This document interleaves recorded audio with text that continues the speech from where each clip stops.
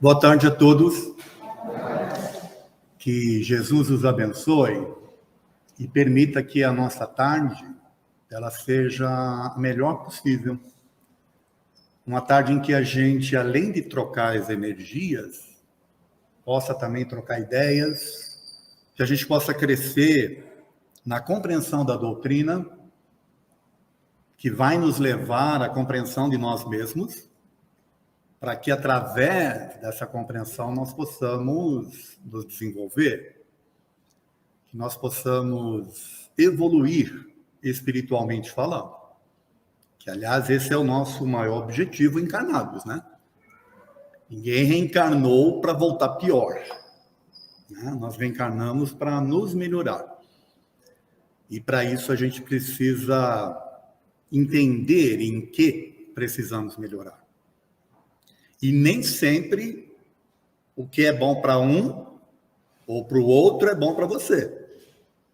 Por isso que é importante esse processo de conhecimento de si mesmo, das suas necessidades em relação aos demais. E o respeito, naturalmente, que é a necessidade do outro. Enfim, desistiu? Enfim, que de fato essa nossa tarde possa ser proveitosa, tá bom? O tema de hoje, moral estranha. Eu decidi fazê-lo porque face a algumas questões que as pessoas fazem ao ler o Evangelho e ver esse item lá, né? As pessoas fazem alguns questionamentos. Então a gente decidiu trazê-lo hoje para a gente poder conversar sobre ele, tá bom? Nós vamos encontrar esse item lá no Evangelho segundo o Espiritismo, no capítulo 23, só que está escrito estranha moral. Eu decidi inverter, tá bom? Como moral estranha. Então, para quem quiser se aprofundar mais, é só ir lá no Evangelho segundo o Espiritismo, no capítulo 23, e ler o item, tá bom? O que aborda nesse item? Praticamente essas 4 mensagens tiradas do Evangelho, que, olhando assim, né, soam meio estranho. Odiar os pais, abandonar pai, mãe e filhos, deixar que os mortos enterrem seus mortos, e uma mensagem que Jesus diz que não veio trazer a paz, mas a divisão. Então, são itens, né, ou palavras que estão sendo usadas aqui, que, de fato, soam estranha, né? A de vinda de Jesus, principalmente, que veio falar de amor, né? Veio falar de liberdade, e, de repente, ele traz essas... Por isso que a gente vai estar desenvolvendo, então, tentando entender, primeiro, se ele falou de fato, e se falou, por que falou. Tá bom? Vamos começar com algumas considerações. A primeira, dificilmente ouvimos já, né? Ou ouviremos esses temas sendo abordados nas igrejas cristãs por padres ou pastores. Porque se torna espinhoso falar sobre isso sem ter uma visão, no meu modo de entender, da doutrina espírita. Com a doutrina espírita você consegue compreender de fato. Sem, vai ter que fazer um exercício muito grande aí para compreensão. Por isso que dificilmente vai se ouvir. Tá bom? Jesus nada escreveu. Falava uma língua já morta, que era o aramaico. E os evangelhos foram escritos muito depois da sua morte, em grego. Depois foram ainda traduzidos para o latim e daí para as línguas modernas. Então dá para imaginar? Escrito por alguém que não conheceu, em grego, depois traduzido para o latim, que depois foi traduzido para as línguas modernas. Bom, os próprios apóstolos também quase nada escreveram. Os evangelhos foram transmitidos de forma oral, e quem os escreveu o fez de ouvir falar. O mais antigo é atribuído a Marcos, que é 70 depois de Cristo. Ou seja, 70 anos depois, né, da morte de Cristo. E, por ser escrito de ouvir falar, é que se dá, né, Evangelho segundo. Olha, é segundo o que Mateus falava, segundo o que Marcos falava, e por aí fora. E aí vocês sabem, né, quem conta um ponto, ou melhor, quem conta um ponto, aumenta um ponto.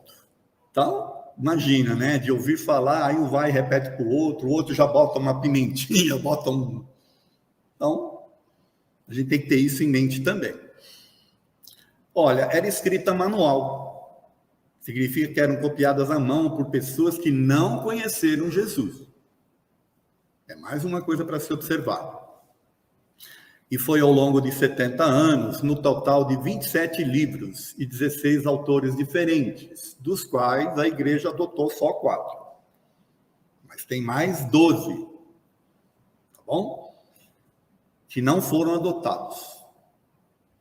Então tem mais um monte de material aí, né, oriundo aí dessa antiguidade que a gente não tem conhecimento. Muitas palavras possuem vários significados, a depender do contexto em que são utilizadas. Vide o exemplo da palavra camelo, que na época, né, significava corda ou cabo. Sabe aquela passagem? É mais fácil passar um camelo pelo buraco da agulha do que um rico entrar no reino dos céus. As pessoas interpretam como se fosse o camelo, mas na verdade era uma corda, né, ou um cabo. Porque as cordas naquela época eram feitas de fio de camelo. Tá bom? O termo odiar, por exemplo, ganha o significado de amar menos. Não é aquele significado de odiar, é amar menos. Como nessa passagem do Velho Testamento, ó. E Jacó amou também mais a Raquel do que a Lia. E Jeová, vendo que Lia era odiada, aí fala mais algumas coisas. Então, olha que interessante. Ele amava mais uma e menos a outra. E Jeová, que no caso aí, Deus, vendo que ela era odiada, ou seja, era amada menos, né, fez determinada coisa. Aí vocês têm que ler lá no Gênesis, tá bom? Eu só trouxe isso aqui para vocês entenderem os contextos das palavras. Tá? E por fim, ó, por que Allan Kardec decidiu abordar estes temas tão controversos no livro Evangelho segundo o Espiritismo? Então, isso aí é uma questão que a gente vai devagar um pouco agora. Vamos entender que a doutrina surgiu em 1857 através do Livro dos Espíritos. Tá bom? Primeira versão dele com 400 e poucas perguntas que o Kardec fez e recebeu respostas dos espíritos, contendo, assim, informações absurdamente revolucionárias para a época, porque mexeu com as estruturas das crenças que existiam. Foi perseguido e por aí afora. Bom, passado um tempo, esse livro lançado ganhou uma notoriedade tão grande, muitos estudiosos se interessaram, muitos livros pensadores, inclusive, e aí foi ganhando corpo, que mais médiuns apareceram, né? E funda-se, então, a Sociedade de Estudos Parisienses em 1858, e a partir daí ganha mais corpo, né? E em 61 é lançada a segunda versão do livro. Essa última definitiva que nós temos com 1.019 perguntas, mais os apêndices. Então, um livro completo. Também em 61 é lançado o livro dos médiuns, explicando como é que se dava a parte de interação dos espíritos conosco. E em 1864, portanto, 7 anos depois, ele lança o Evangelho segundo o Espiritismo. Por quê? Kardec vamos assim dizer, ele não era religioso de frequentar, mas ele era estudioso. Então ele conhecia o Evangelho. E quando ele tomou contato com a doutrina espírita, ele começou a perceber que, com o conhecimento espírita, muitas das coisas que Jesus falou ganhavam uma amplitude e um entendimento muito maior.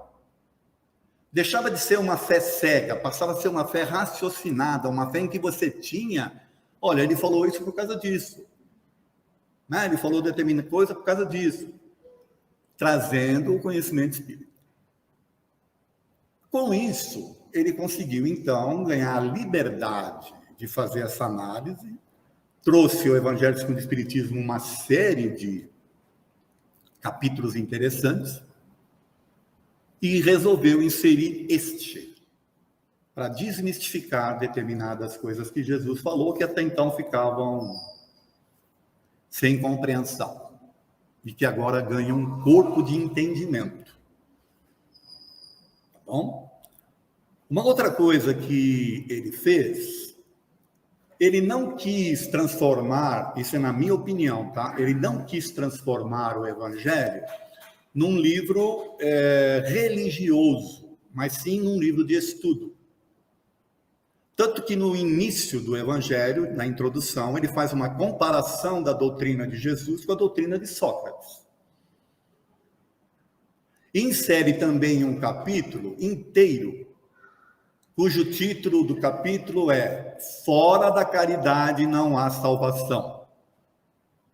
Ou seja, não é dentro da doutrina espírita que está a salvação, é fora da caridade.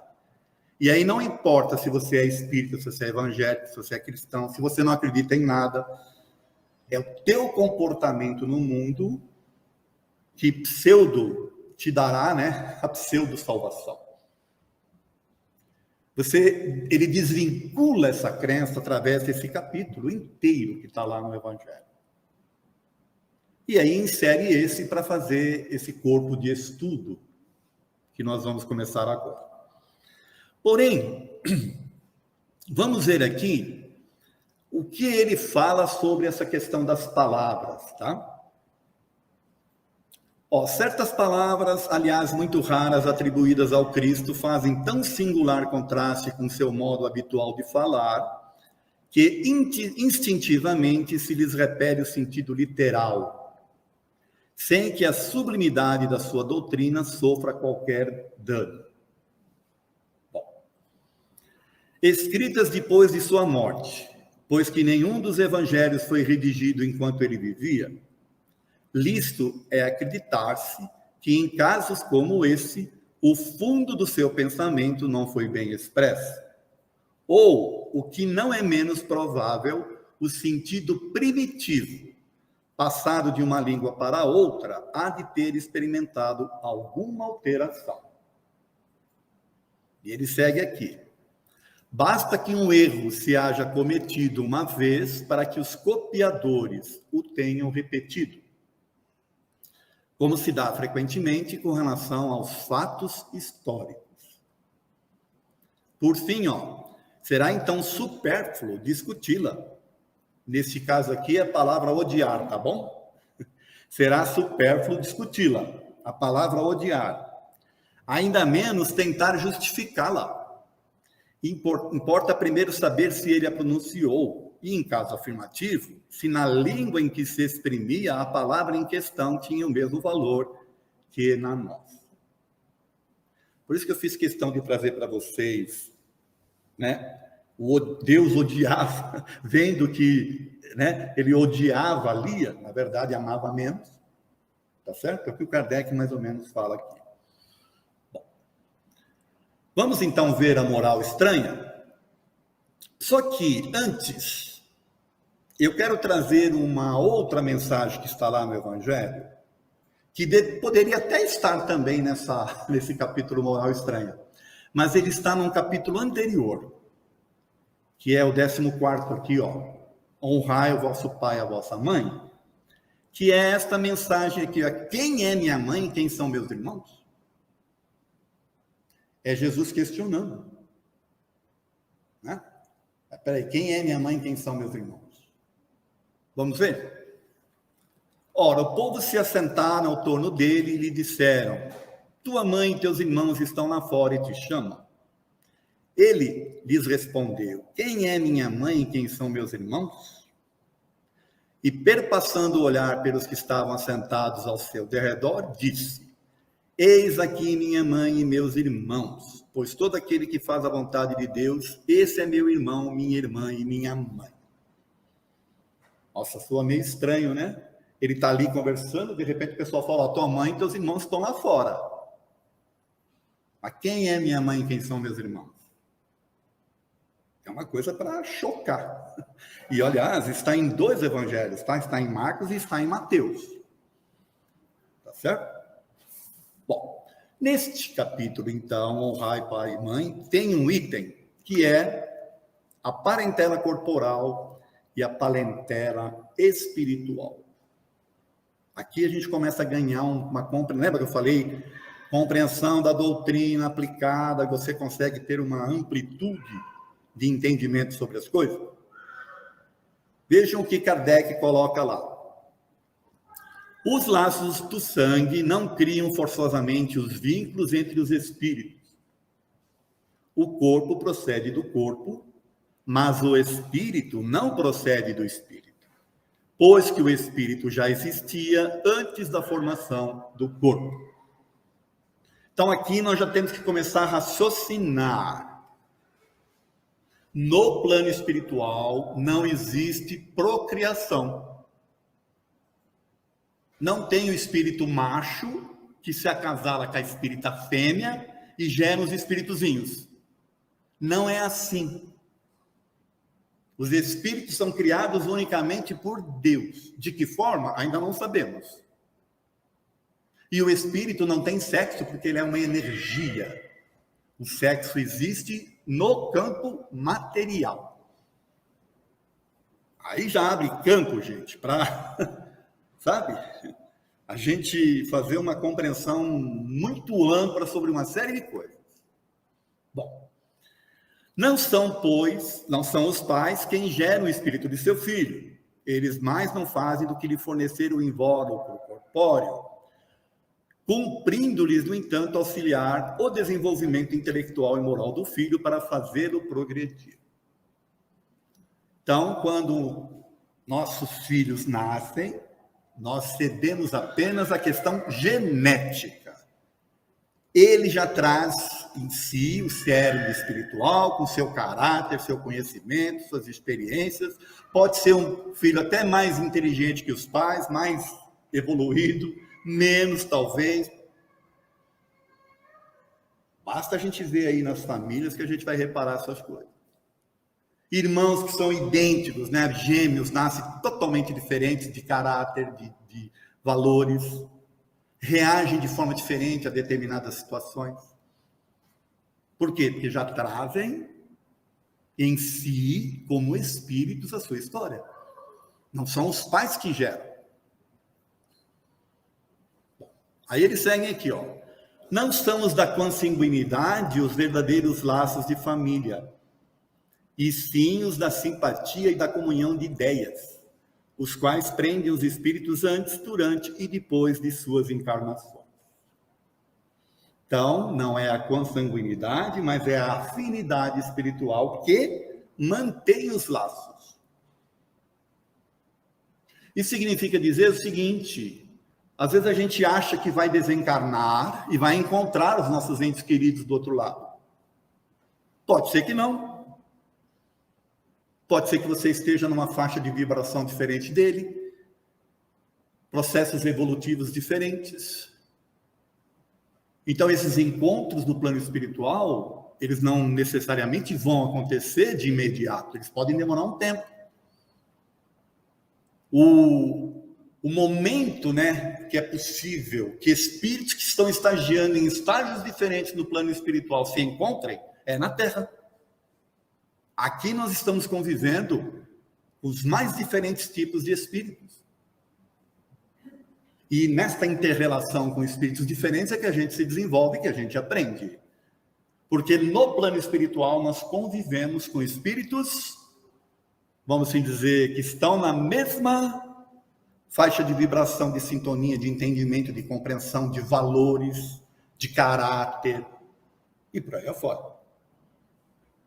Aqui na Terra é que se misturam os espíritos. Então pode chegar dentro de um lar espíritos mais evoluídos e até menos evoluídos do que os próprios pais.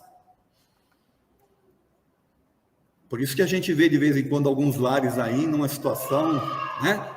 As relações entre as pessoas complicadíssimas, face a esse entendimento. Entende-se que dois seres nascidos de pais diferentes podem ser mais irmãos pelo espírito do que se fossem pelo sangue. Mais uma observação interessante. Às vezes você pode ter muito mais relação espiritual com alguém que não é do seu seio familiar. Pode ser um primo, pode ser... Tem uma hora que eles falam que até um empregado seu pode ser um espírito, né? Que você tenha ligações espirituais. Então, as famílias, elas se dão no âmbito espiritual.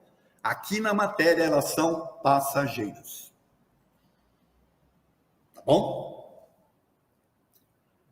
Eu estava fazendo essa palestra um dia e uma pessoa ficou agradecidíssima para mim. Ela falou assim, ai meu Deus, ainda bem que você me falou isso, porque eu não vejo a hora de desencarnar e me livrar desse traste do meu marido. Resolvi o problema dela, certo?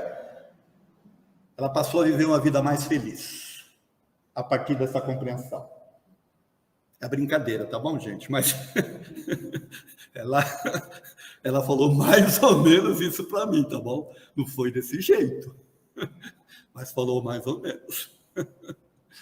Bom, pode então atrair-se, buscar-se, sentir prazer quando juntos, ao passo que dois irmãos consanguíneos podem repelir-se, conforme se observa todos os dias.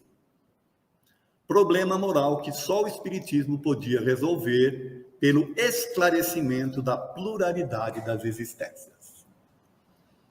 Então, olha aqui, eu achei interessante, porque esse livro foi escrito, como eu já falei aqui, em 1864, e já naquela época eles diziam, né, que tinha irmãos que se repeliam mutuamente, como acontecia todos os dias. Então, é uma coisa que existe, né, de muito tempo. Porque os espíritos estão encarnando juntos, não necessariamente são afins. Ok? Aí vocês vão falar assim, mas para que reencarna junto então? Bom, aí é tema para outra palestra. Tá bom? Existem razões. Mas é tema para uma outra palestra. As uniões, né? Os lares, o que acontece, por aí afora. Tá? Vamos entrar agora, então, no capítulo 23, começando por este odiar os pais. Se alguém vem a mim e não odeia o seu pai, ou a sua mãe, e sua mulher, e seus filhos, e seus irmãos e irmãs, mesmo a sua própria vida, não pode ser meu discípulo. E quem quer que não carregue a sua cruz e me siga, não pode ser meu discípulo. Assim, aquele dentre vós que não renunciar a tudo o que tem, não pode ser meu discípulo. Está lá em Lucas e tal. Bom, se a gente for interpretar aqui, trocar a palavra odiar, né? Com o conceito que ela tem por amar menos, já começa a ficar um pouco mais compreensível. É preciso amar menos para quê? Para poder se desprender, para poder seguir, para ser um discípulo. O que é ser um discípulo? É seguir os conceitos, é seguir aquilo que ele pregou, que ele veio ensinar e por aí afora. E ele ensina o quê? O desprendimento, a liberdade, o amor, no aspecto mais amplo. Porque se você se prende apenas naquele amor egoísta, só dos meus, só dos meus, só dos meus, só dos meus, você está perdendo uma tremenda oportunidade de ampliar as suas relações espirituais. Você se restringe. E aprendendo agora que a verdadeira vida é do plano espiritual, e que é lá que os nossos laços, entre aspas, familiares, no aspecto espiritual se dão, e que aqui são passageiros, ele tem razão. Você precisa amar menos para poder se desprender, senão você vai ficar preso. E vocês querem ver uma coisa interessante? Quantas e quantas pessoas desencarnam e não conseguem se desprender? Ficam presas às suas relações, aos seus familiares, aquilo que elas achavam que eram seus. Principalmente pais têm essa dificuldade. Esquecem que os filhos são empréstimos, são momentâneos, para serem orientados para o mundo, não são sua propriedade. E aí os pais têm que abrir mão, como os filhos têm que abrir mão também para poder seguir as suas vidas. Então é preciso amar menos, não quer dizer que deixa de amar, mas é preciso ter a sua exata, correlação de dependência aí, e de apegos. Principalmente se os apegos forem possessivos, trazem sofrimentos atrozes, tanto em vida quanto depois de desencarnado. Então é para pensar, tá bom? E aí dá até para entender quem é meu pai, quem é minha mãe e meus irmãos. Por quê? Eles são hoje em função dessa passagem, mas na verdade, a minha família, a família espiritual, ela é ampla. Ok? Bom. Abandonar pai, mãe e filhos. Aquele que houver deixado pelo meu nome sua casa e seus irmãos, ou suas irmãs, o seu pai ou sua mãe, ou sua mulher ou seus filhos, ou suas terras, receberá o cêntuplo de tudo isso e terá por herança a vida eterna. Então é mais uma mensagem aqui que está correlacionada com a anterior, que dá esse sentido de se desprender. Inclusive ele coloca aqui até de suas terras, dos seus bens. Ora, qualquer um de nós aqui que viva a nossa vida intensamente, não é nada errado nisso, viver intensamente. Mas qualquer um que vive intensamente sem se preparar para o seu futuro espiritual, vai ter problemas. Eu já falei aqui. Vai ter muitos problemas. Primeiro porque, ao desencarnar, não está habituado a estar sozinho, entre aspas, consigo mesmo, talvez não se goste, não se saiba nem quem é. Não está habituado a olhar para si com amor, E aí está tão distraído com o mundo, vive tanto em função do que os outros vão pensar, do que os outros querem, agradar os outros, que se desagrada, que tem problemas sérios para desencarnar. Tem gente que tenta segurar ao máximo a vida, porque não está preparado para o regresso. Quando eu falo regresso, é porque a gente vai voltar. São duas notícias interessantes, uma boa e uma ruim. A boa é que todo mundo vai morrer. Caramba, essa é a boa? É. Nós vamos deixar essas coisas para trás e vamos voltar. E qual é a ruim? Nem todo mundo está preparado. Vai sofrer. Tem uns que vão ser chamados de encosto. Sabe? Vai ser afastado aí nas igrejas como se fosse demônio. Depois vai baixar numa casa que nem o Manuel Bento e vai ser orientado. Entendeu? Porque o parente vem aqui em busca de socorro, porque está em desequilíbrio. Mal sabe o parente que, na verdade, é a própria presença de uma entidade querida que não estava preparada para deixar. Aqui, ó. Aquele que não deixar. Entendeu? Desapego, gente. Amar na devida proporção. Amar preparando os nossos, né, para o mundo. Confiando na providência divina. E mais, amar assim mesmo é de extrema importância. Sobre essa questão aqui, ó, abandonar pai, mãe e filhos, eu trouxe aqui uma história que acho que poucos entendem. Este aqui é o Saulo de Tarso, judeu, perseguidor dos cristãos. Ele torturava os cristãos, sabe? Até que ele teve um evento, que essa imagem tenta mostrar isso, né? O sol que se apresenta diante dele, na entrada da cidade de Damasco. Aí ele tem um processo, acho que todos vocês conhecem mais ou menos a história, né? Está inclusive no Evangelho. E ele vê um vulto dentro daquele sol ali, que fala com ele: Saulo, Saulo, por que me persegues? Quem sois vós, Senhor? Jesus, Saulo, aquele a quem você tanto persegue.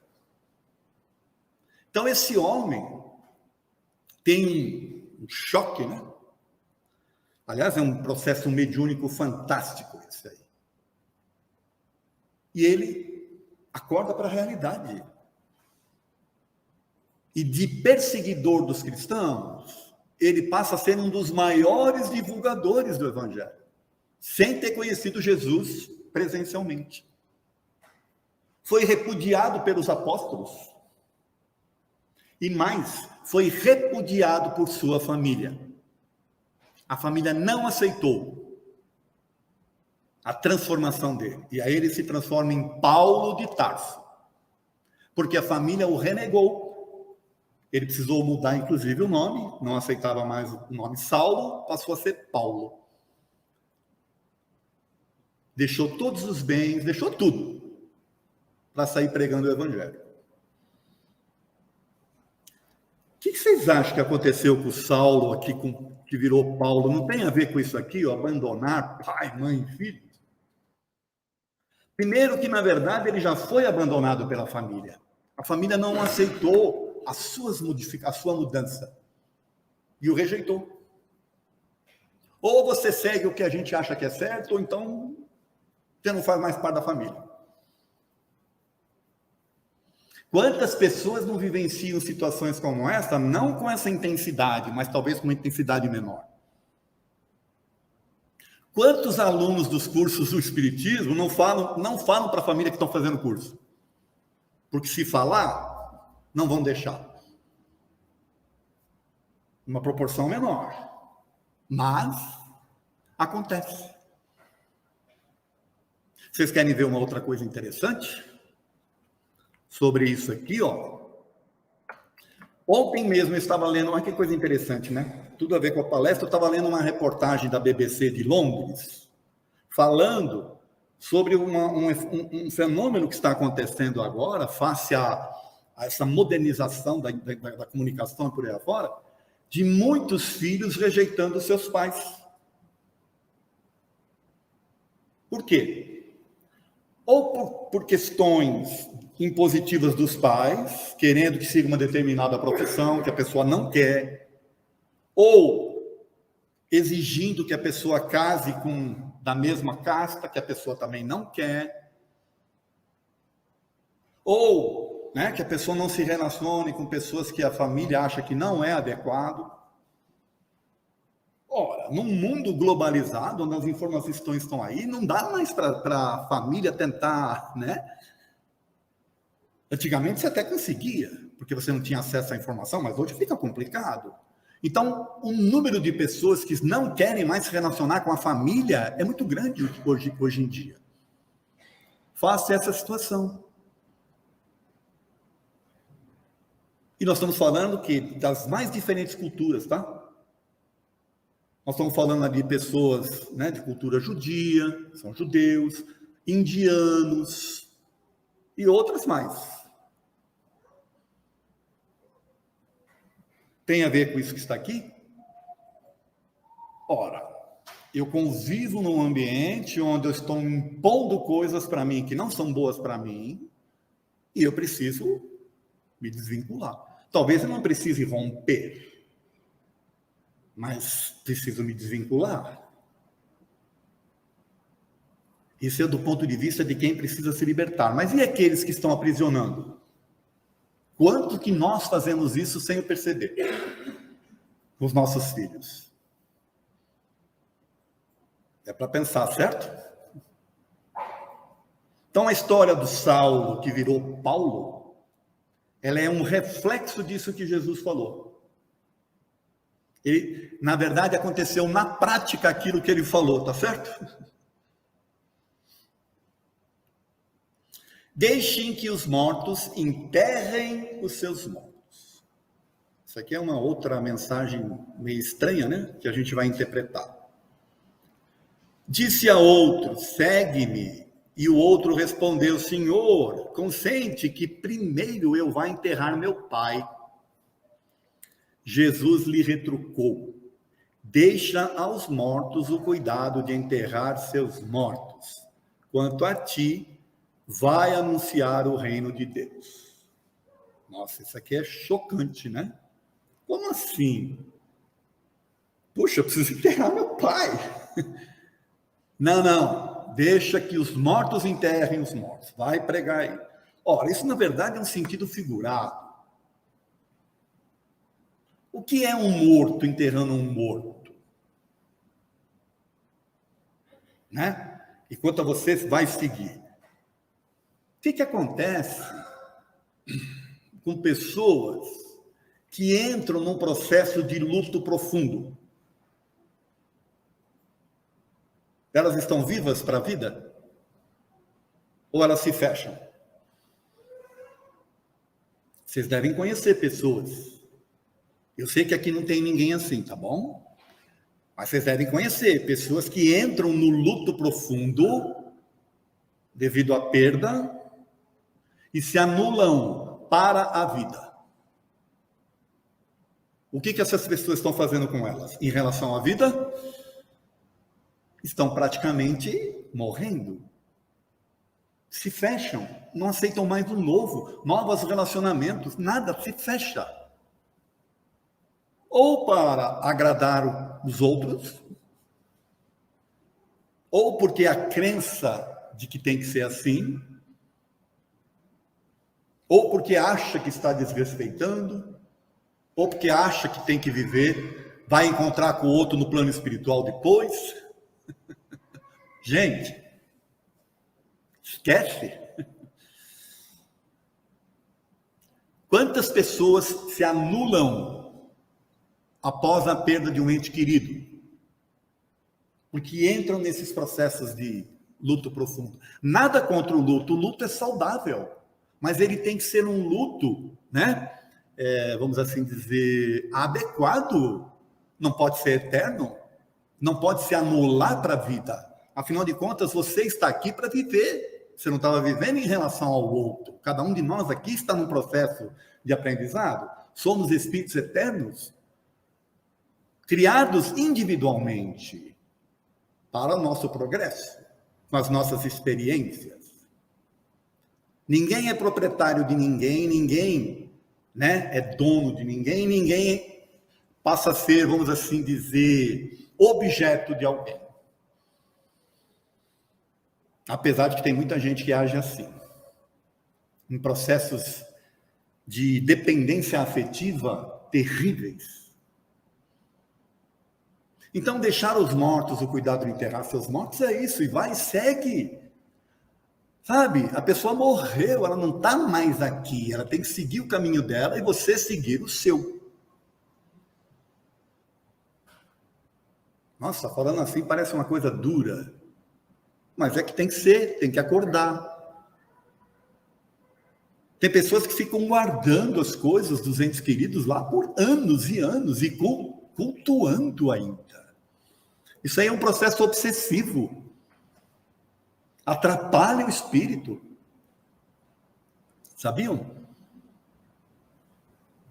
Então, é um alerta de Jesus. Olha, deixa aos mortos o cuidado de enterrar seus mortos. Você que está vivo, você que está abrindo a sua mente para o novo, para uma série de coisas, segue. Não se prenda. É isso.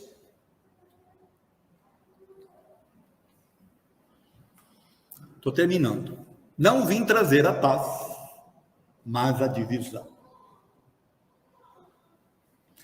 Julgais que eu tenha vindo trazer a paz à terra? Não, eu vos afirmo ao contrário, vim trazer a divisão. Pois, doravante, se acharem numa casa 5 pessoas, estarão elas divididas umas contra as outras, 3 contra 2 e 2 contra 3. O pai estará em divisão com o filho com o pai, a mãe com a filha com a mãe, a sogra com a nora. Até aí, Jesus acertou certinho essa parte aqui. Brincadeira, hein? E a nora com a sogra. Olha, ele nunca foi tão assertivo, né? É brincadeira. Porém, olha de novo, diante de tudo que a gente já viu até agora. Pega a história do Saulo, que virou Paulo, que foi rejeitado. Não tem a ver com isso aqui?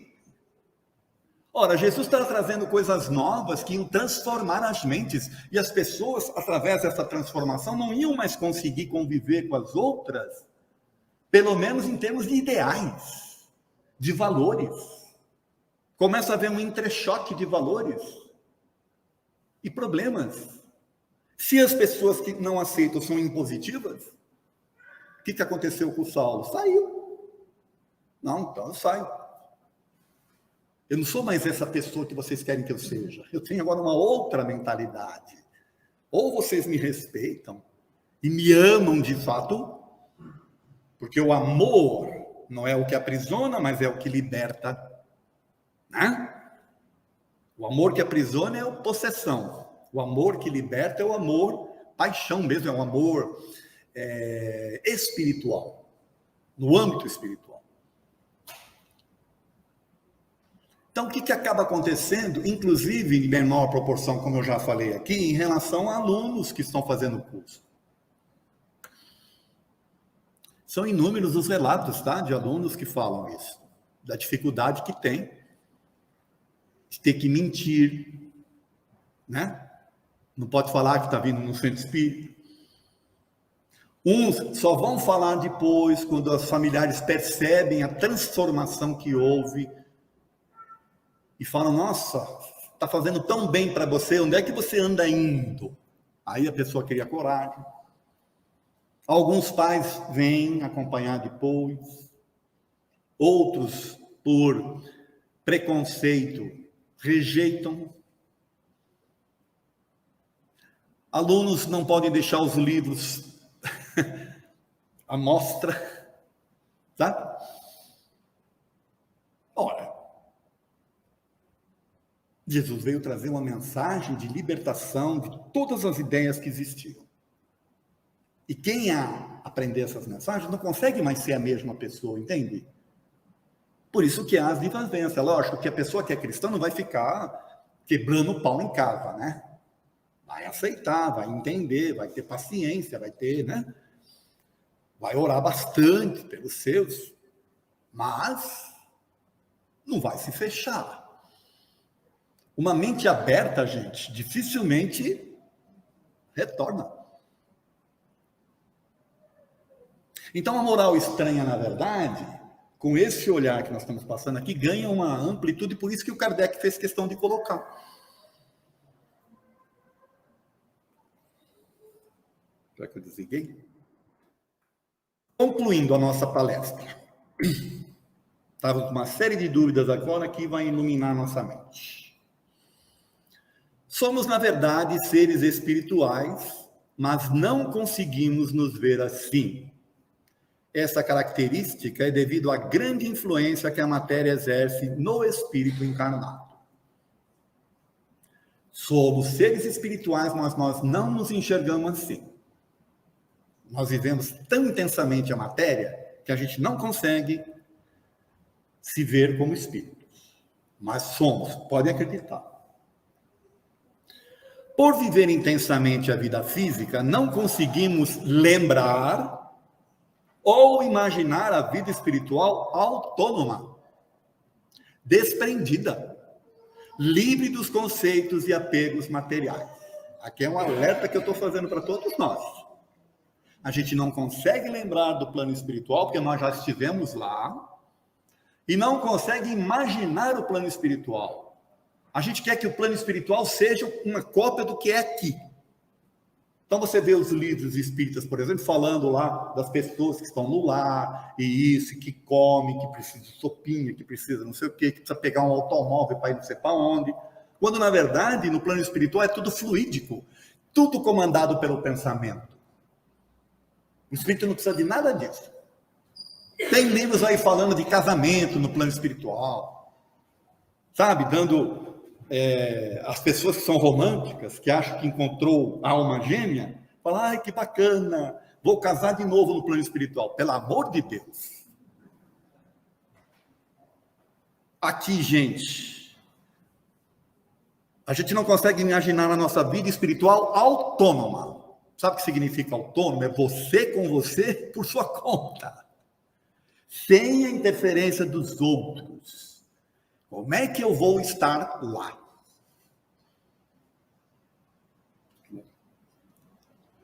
Jesus, assim como a doutrina espírita, vieram para nos libertar dos conceitos materiais e nos esclarecer sobre a espiritualidade. Mas, porém, é preciso vontade para estudar e compreender. O conhecimento liberta e a ignorância aprisiona. Disse, pois, Jesus aos judeus que haviam crido nele: se vós permanecerdes na minha palavra, sois verdadeiramente meus discípulos. Então conhecereis a verdade, e a verdade vos libertará. Isso aqui é profundo demais. As verdades que libertam. É isso. Obrigado pela atenção de vocês.